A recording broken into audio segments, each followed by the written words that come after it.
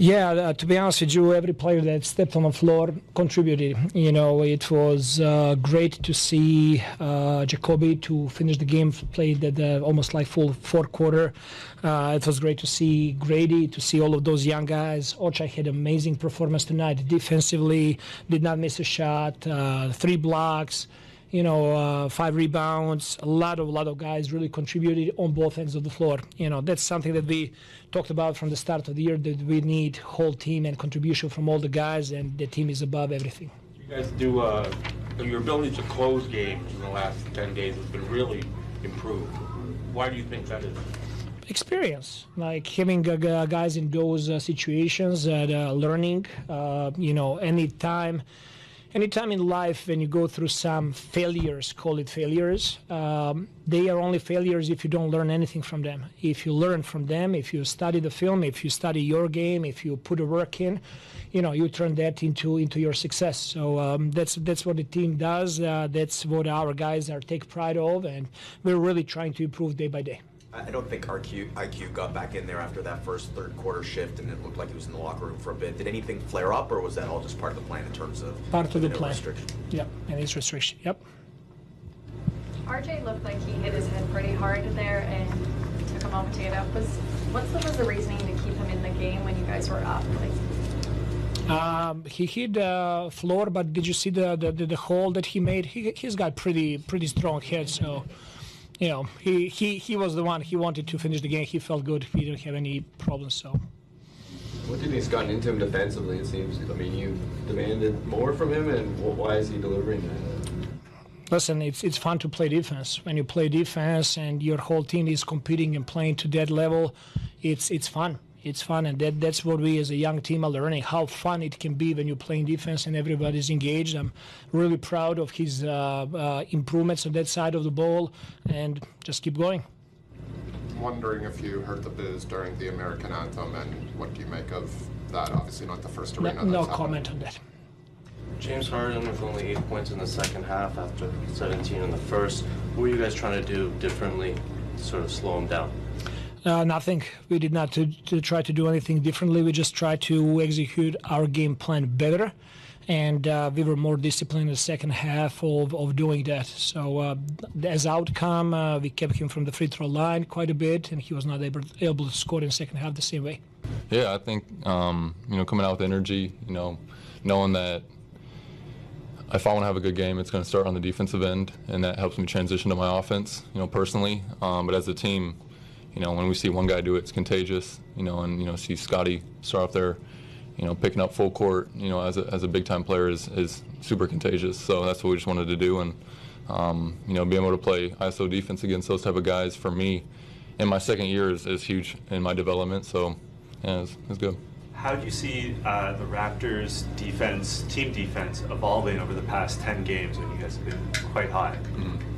I think it's just, I don't know. Can you repeat that one more time? Sorry. How have you seen the team defense gelling for the Raptors in the past 10 games? Yeah, I think it's getting guys back. I think it's, there's so much change with our roster in the past couple of weeks with guys coming back and, Quick finally getting back and, just getting, big pieces like that. And I think it's just knowing in our heads we don't need to change really anything. We just need to go out there and play hard. Obviously, there's things that we need to do different with different teams that we play, but at the same time, hard work and just effort, cancel a lot of those struggles out. So just remembering that and keeping the mindset of playing hard every single possession, really. IQ's still working his way back and is on a minute restriction, but how much of a difference does having him on the floor make for you guys, especially offensively? How much does it open things up for you? It's huge. I mean, the speed that he plays at, but he doesn't hustle. He doesn't go too quick. It's the pace of his game kind of allows me to play off him really well, where I can cut off that and kind of read him, and that change of pace kind of allows the defense to help out on him. If he doesn't have a shot, I'm filling up in a gap, or different guys cutting to the rim and just open up different avenues for us to score. And then on defensive and just that versatility with him and stuff like that. So he brings a lot to the table. This is obviously a pretty chaotic week around the NBA. normally would be a pretty big adjustment just in terms of like all the noise going on for a young player, but given what you lived through here last year with all the in and out and changes, like was that sort of like a crash course just in terms of the business of the NBA and what this looks like? Yeah, I think so. And with guys like, I talk about, my vet with Garrett, talking with him last year of just being prepared for everything and the changes that go on with an 82-game season. It definitely, kind of prepared me for, some of these, but, this one was a big trade. So it's just, I think, surprising a lot of people, but at the same time, yeah, it kind of shows the NBA is a business at the end of the day, and, got to be prepared for anything. You're no longer the rookie. When you look at Jacoby, how do you feel like he's been adapting to the game?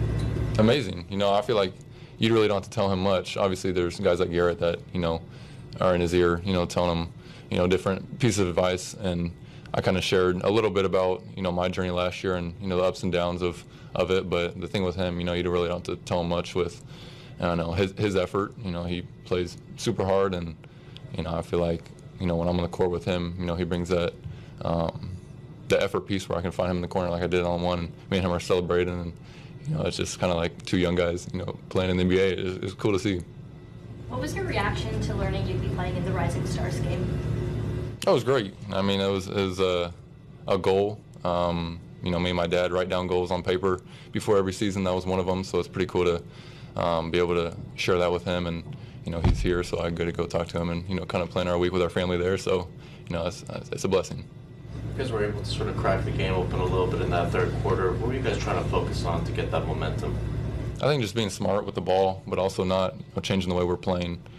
Keep being aggressive, and if we change the way we're playing, that's just it's not us. So just being us at the end of the day, and going out there and playing basketball.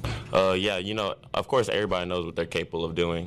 You got a Ken and all those guys. We watch a lot of film. We know their tendencies, so we just tried to do what we could to the best of our abilities, taking away what they like to do.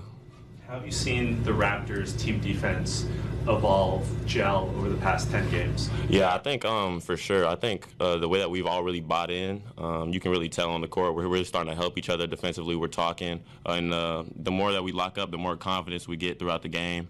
We've been winning too, so it just carries over. A little over halfway through your rookie season now, what do you think your biggest improvement area has been? I think understanding what I can bring to the game when I'm not performing the way I want to, knowing that I can always bring the energy defensively, diving on the ground, knowing how to move off the ball offensively, and then just the game's kind of slowing down. I'm starting to build more confidence.